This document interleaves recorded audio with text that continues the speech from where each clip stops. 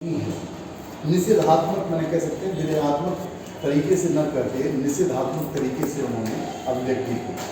तो दूसरा नहीं है, ठीक है। नेति यही नहीं है जो मैं कह रहा हूँ।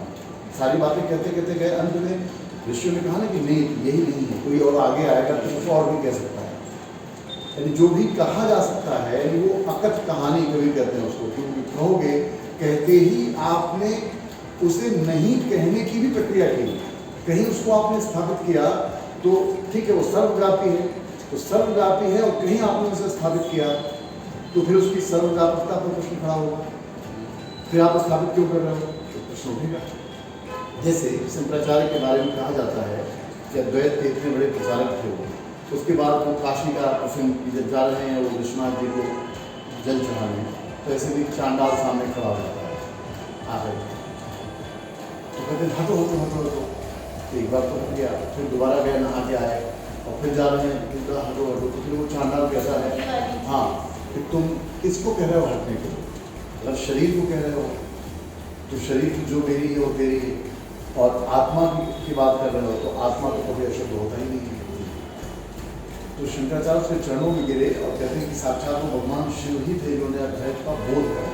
ऐसी मतलब एक बात कही जाती है, तो उन्होंने उनके जीवन की घटना में कही गई। तो अद्वैत एक ऐसी स्थिति को परमहंस की अवस्था भी कहते हैं, वो भेद नहीं होता करता, बुद्धि भेद करती है।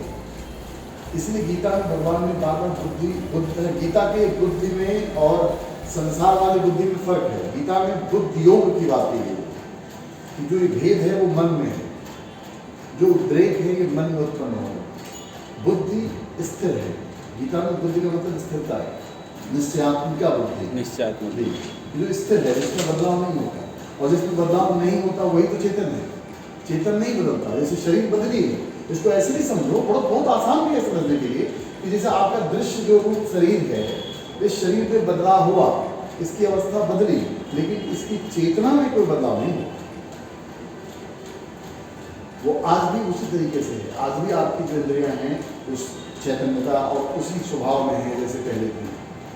तो ये हम लोग 20वां सूत्र को देख रहे थे, तो फिर आगे बढ़ते ये अब फिर दृष्टा के स्वरूप की ये बात कर रहे हैं, है ना।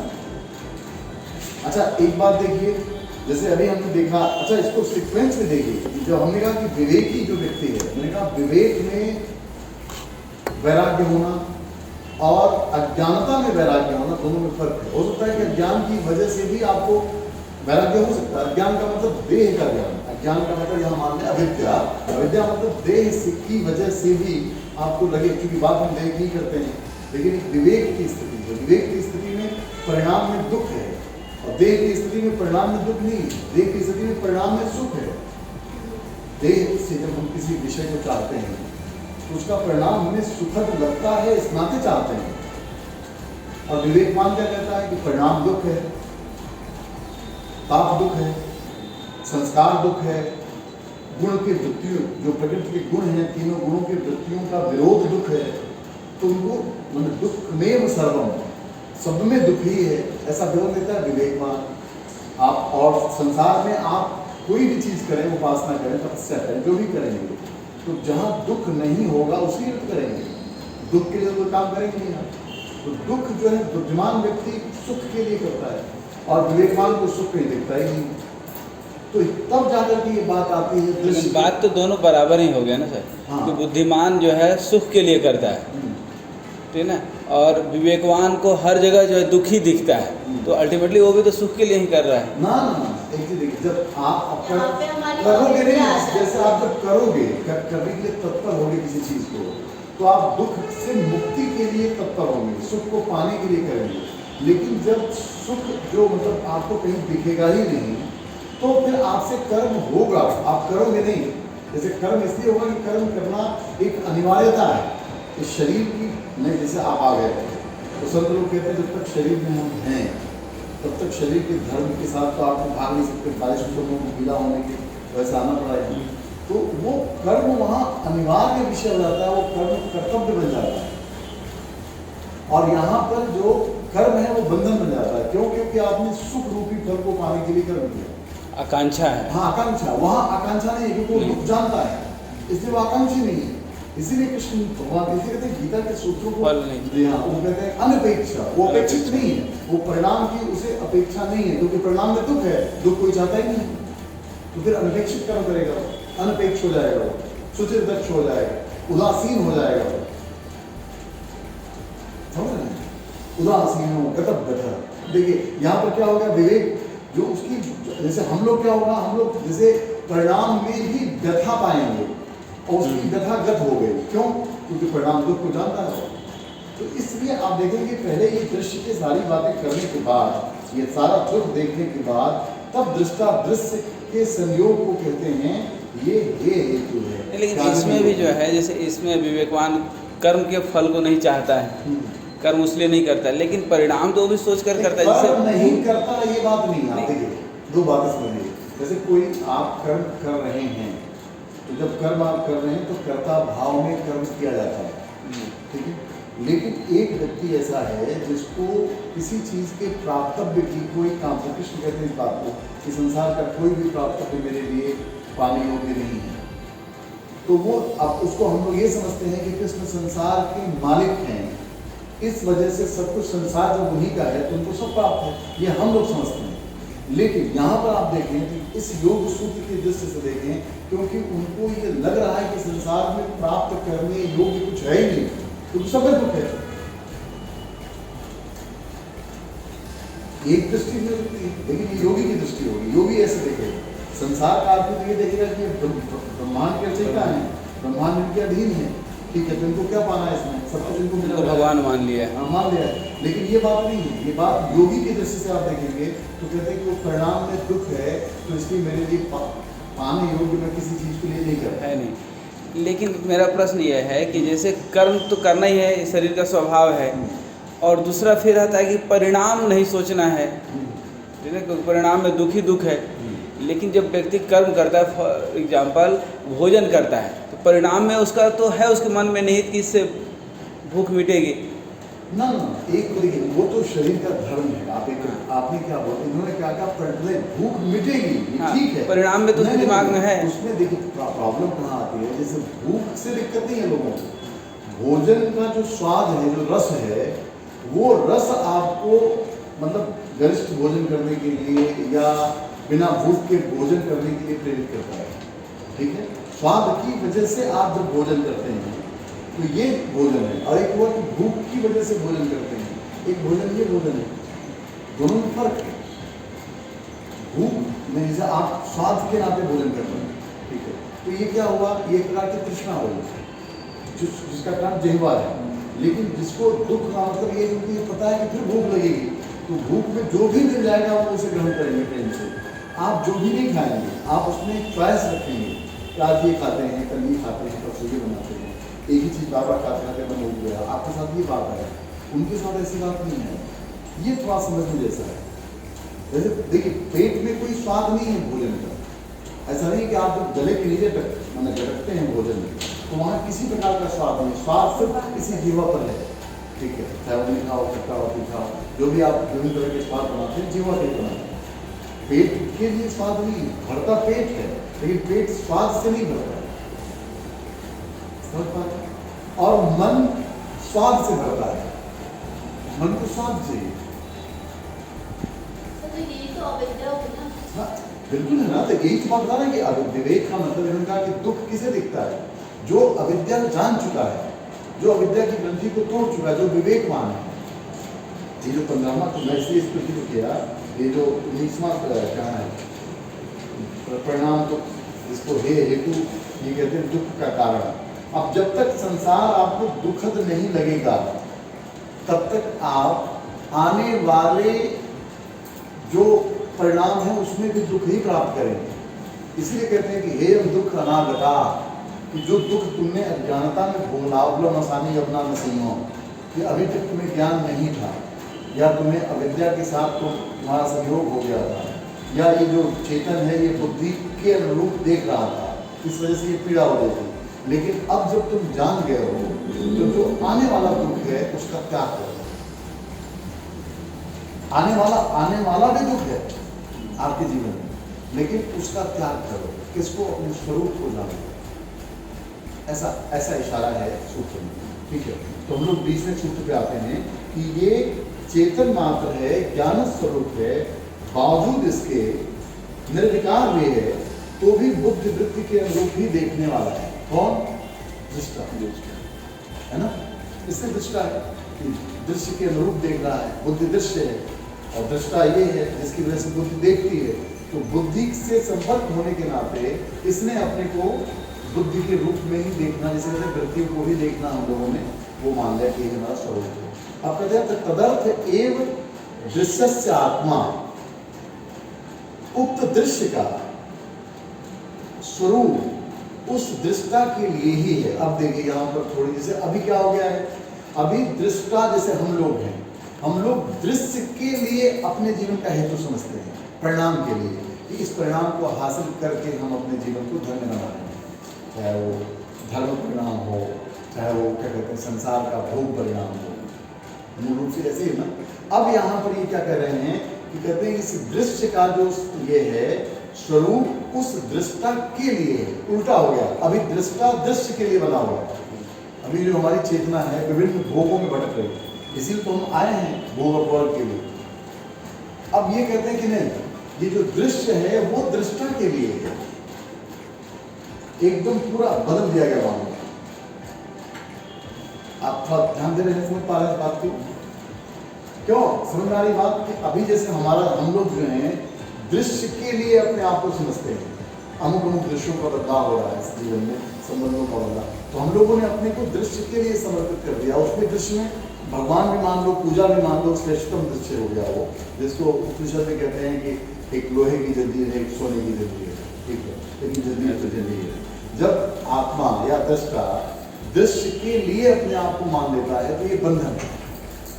लेकिन जब ये हेम दुख अनागता या दृष्टा का स्वरूप आप जान गए कि बुद्धि के रूप में होने के नाते वो उसी की तरह देखता है, तब आपको ये पता चलता है कि ये दृश्य दृष्टा के लिए, ठीक है, ये साधन आपके लिए,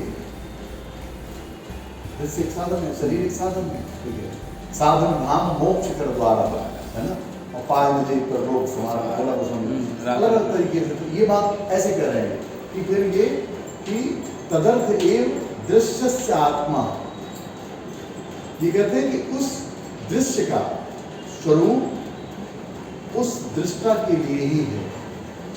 ठीक है, जो आपने कहा ना प्रिय की दृश्य का दृष्टा का दृश्य का स्वरूप, तो ये बातें उसमें लिखी जा सकती हैं, ये सूत्र उसमें जब आप अपने ज्ञान को एक्सप्लेन करोगे 21वां है ना, लिखा जा सकता है।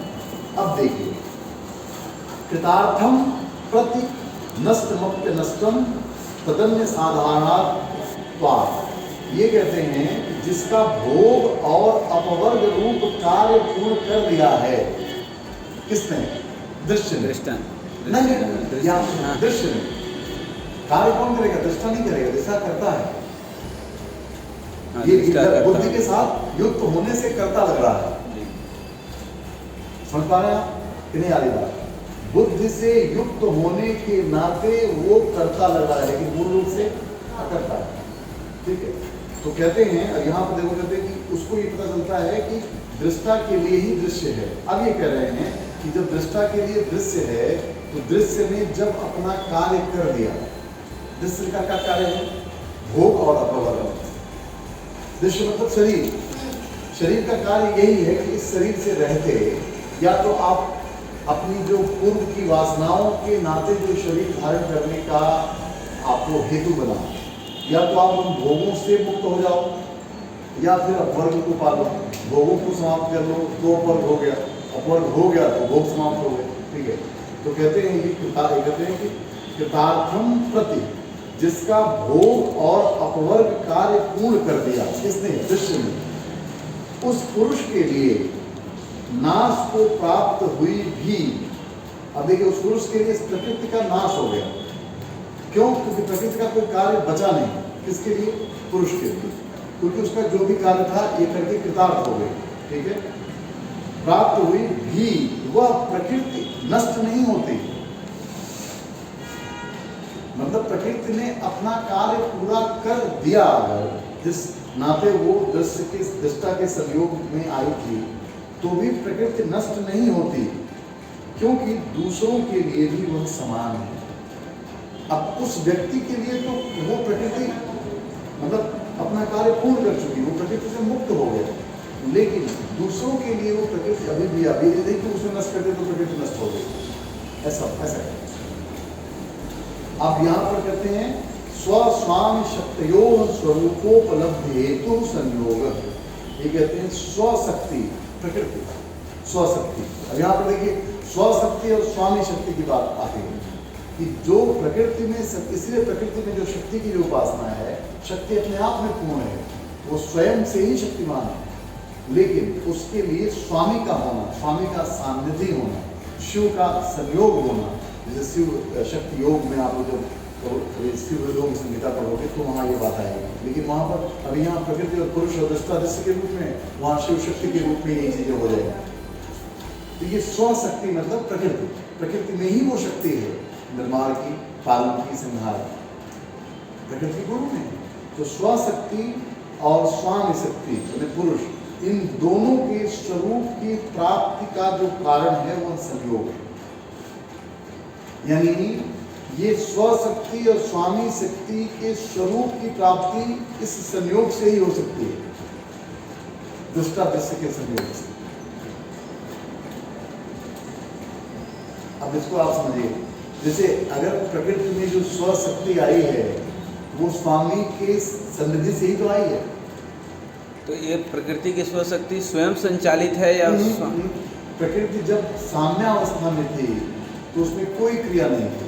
हाँ, आप देखा जब सतरजतम तीनों बराबर हो गए। वो जब क्रिया नहीं था तो कारण भी नहीं थी। एक बिना क्रिया के कारण कैसे होगा, बिना कारण की क्रिया कैसे होगी? ये तो विज्ञान आपका इसी को पूरा टिका हुआ है भौतिक जगत। यहाँ पर ये कहते हैं कि कार्य कारण से मुक्त पुरुष है, ठीक है, लेकिन कार्य कारण से मुक्त पुरुष की सन्निधि में प्रकृति कार्य बनती है किसी कार्य का, जो महत्त्व बनता है।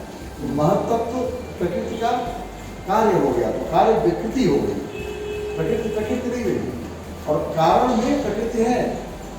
अब महत्त्व यहाँ महत्त्व की विकृति अहंकार हो गया, तो अहंकार का कारण क्या हो गया? महत्त्व। समझ पा रहे हैं इस सीक्वेंस को?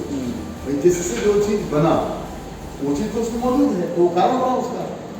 दूध से दही बना तो दही में दूध है, लेकिन दूध में दही नहीं है, अभी विकार हुआ नहीं है, नहीं हुआ है, ये भी उदाहरण दिया जाता है।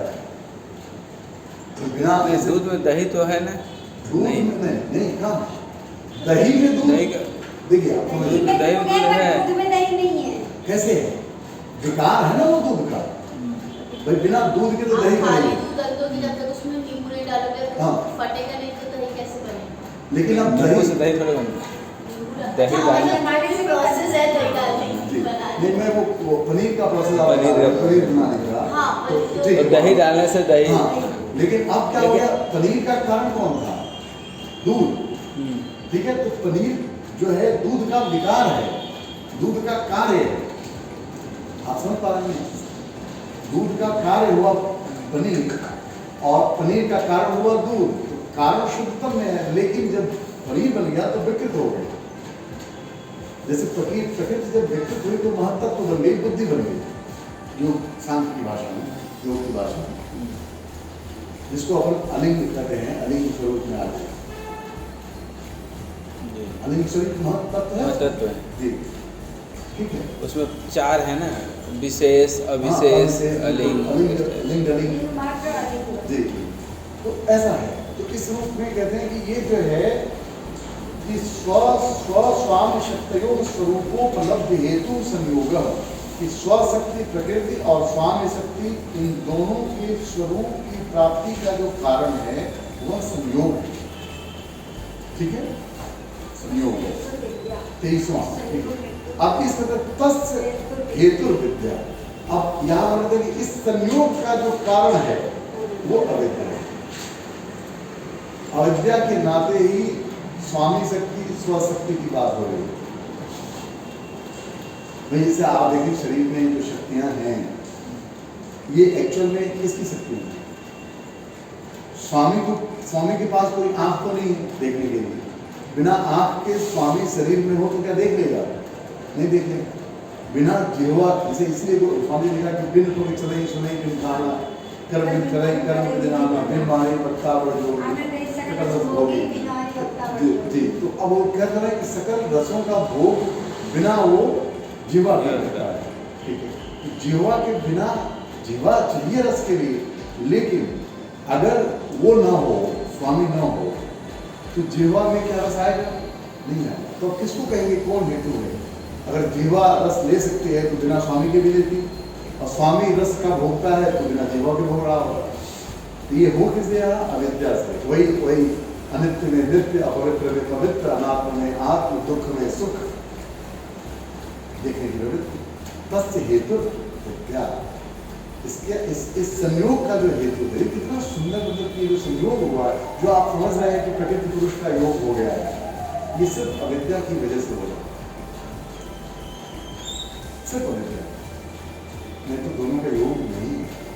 ठीक है, अब तद्भावात्म संयोगा भावो हानम तद दृश्य कैवल्य। देखिए यहाँ पर कैवल्य की भाषा, यहाँ हान, जो मैंने उसमें कहा था कि दर्शन के 4 स्तंभ हैं, हे हेतु, हान, हानोपाय।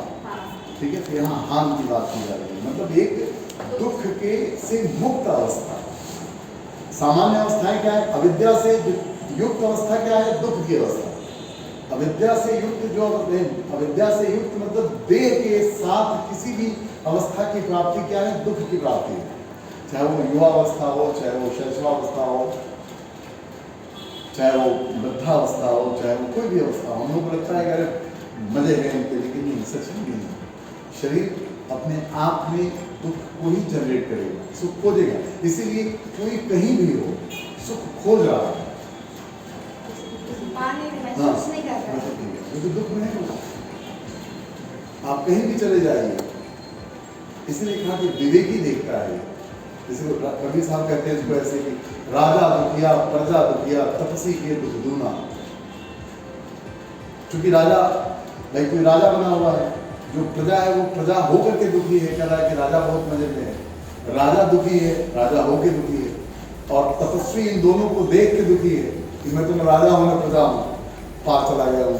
तपसी के दुख दूना, कहे कबीर सुनो भाई साहब, तीनों वहां है सुनो।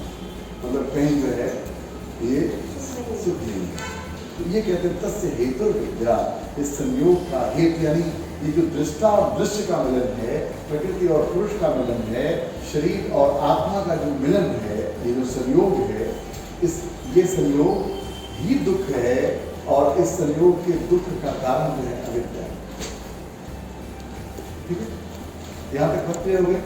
अब अपन देखते हैं, कहते हैं तद्भावात्, उस अविद्या के अभाव पर, तद्भावात्, अविद्या के अभाव से संयोग का अभाव हो गया। जैसे ही अविद्या का अभाव हुआ, यानी आपको ये पता चला कि नहीं, ये शरीर नित्य नहीं है, आप क्या होगा? बुद्ध को क्या होगा? बुद्ध को इसी अविद्या का अभाव हुआ। एक्चुअली तो पता नहीं क्यों हम समझ नहीं पाते कि लोग इस तरह का चिंतन क्यों नहीं करते। बुद्ध को नास्तिक कह करके वो लोग अलग कर देते हैं, खासकर आर्य समाज के लोग। अब बुद्ध को इस शरीर की अनित्यता का पता चला ना, यानी अनित्यता का पता चला, इसका मतलब विद्या की अनुभूति हुई। तो फिर उनका जो संयोग था वो टूटा, संयोग का अभाव हुआ। हालांकि यद्यपि उन्होंने ये कह दिया निर्वाण का मतलब दीपक बुझ जाना, कुछ बचा नहीं, ऐसा कहते हैं। और अपने यहाँ निर्माण की बात नहीं, अपने यहाँ कैवल्य की बात है कि केवल वो बच गया, और वही नहीं बचा। सांख्य देखिए, ब्रह्म सूत्र में और सांख्य में यह अंतर आएगा। ब्रह्म सूत्र में एक ही तत्व है, ब्रह्म, ठीक है, जिसको कहते हैं एकम सब विप्रा बहुधा बदंती, आपने पढ़ा होगा।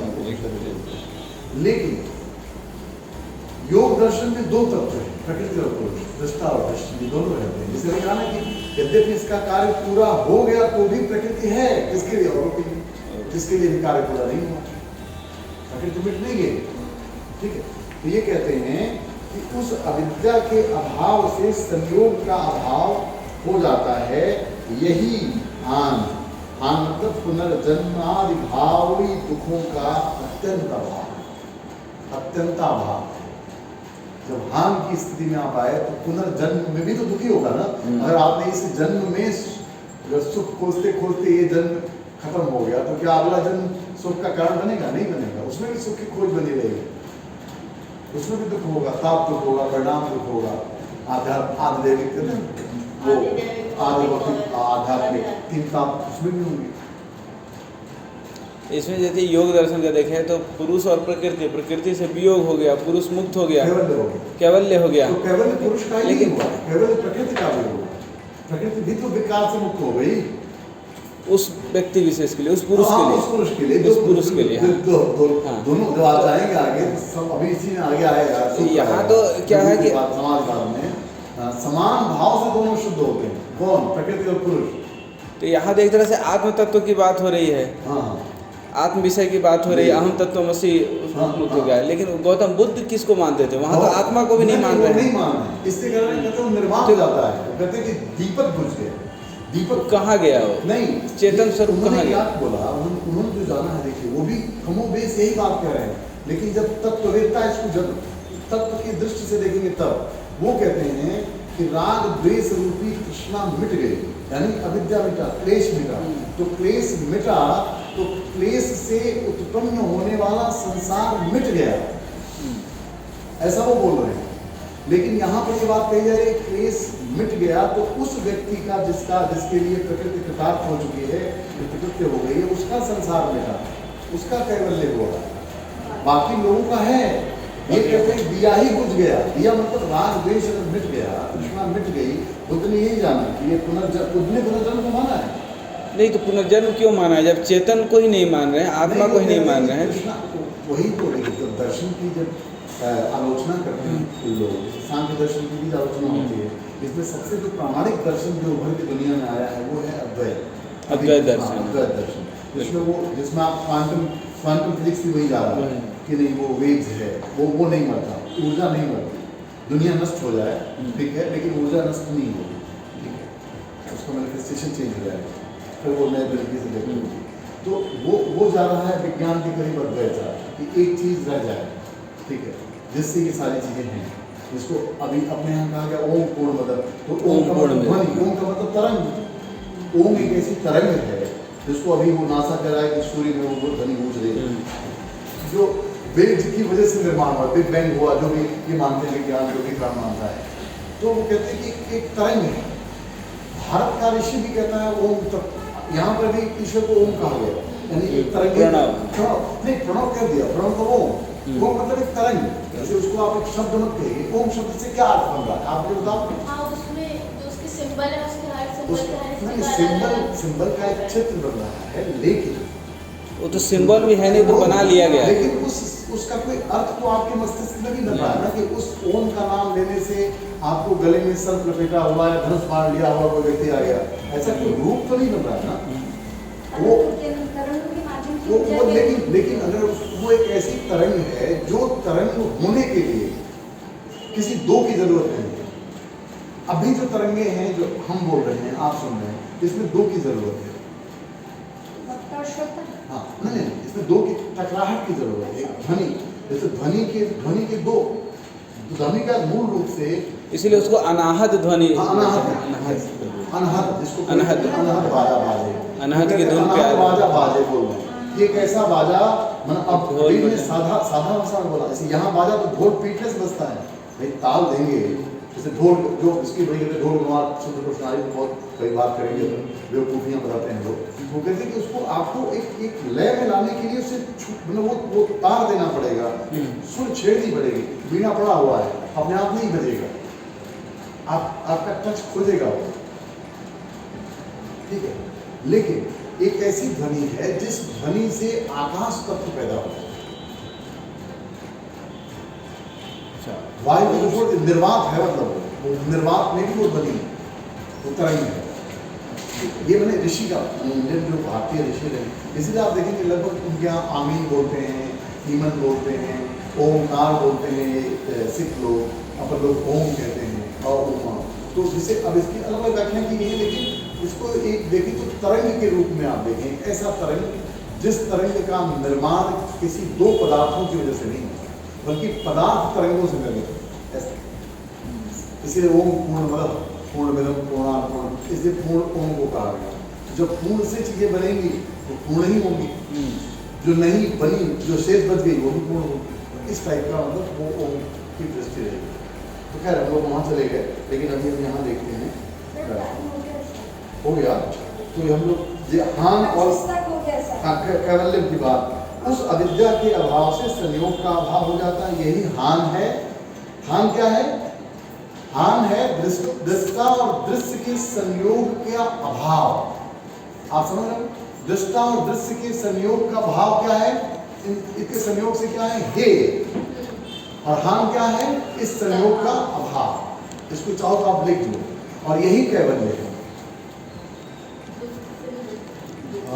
ये चार तत्व थे चेतन आत्मा का कैवल्य जी। हेय हो गया, हान और हे हेतु, हे हेतु हो गया, फिर हान।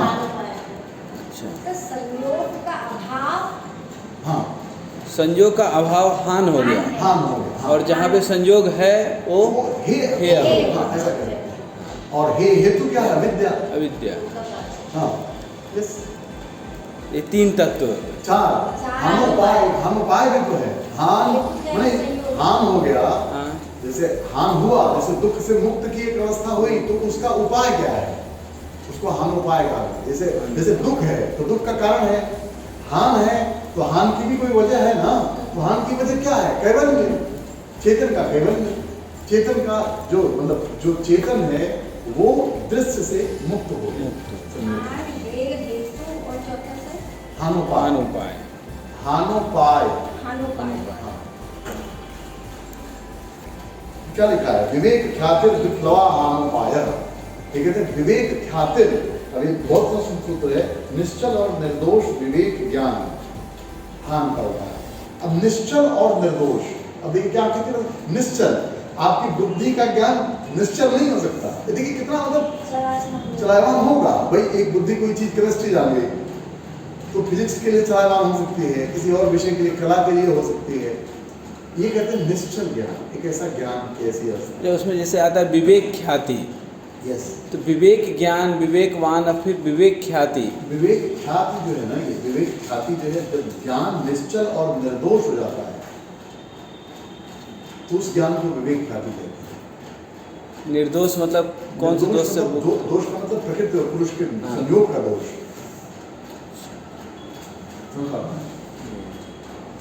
संयोग। और मैं इसमें विचार करिएगा, क्योंकि देखिए क्या ये सूत्र बड़े अंतरंग सूत्र हैं, बड़े गहरे अनुभूति को व्यक्त करते हुए इसको हम लोग बुद्धि से समझ जरूर रहे हैं, लेकिन और जितना पढ़ेंगे उतनी ही नए नए प्रश्न आ सकते हैं।